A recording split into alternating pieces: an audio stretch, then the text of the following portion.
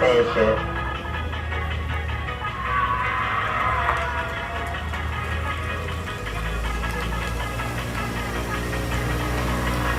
女子の B チーム車両の特徴はうるさい、乗り心地が悪いということで、これは競技者全般的に言えることなんですけどね。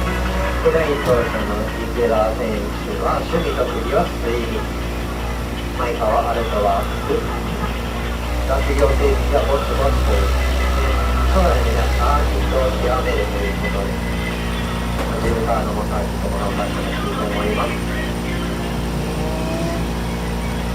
何か一言、最近やっと念願のマイカーを手に入れることができたので嬉しいです。高尾サーキットの周回やミニカーの楽しんでいきたいと思います。今日はスピード競技の初参戦なので気合を入れた走りをお見せしますということです。確かに気合入ってますね。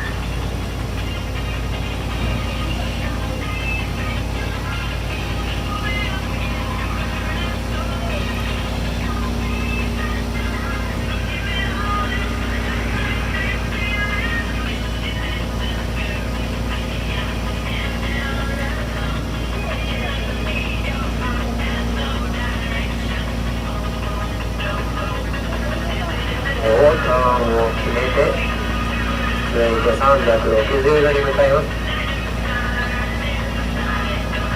ちょっと惜しかったですね。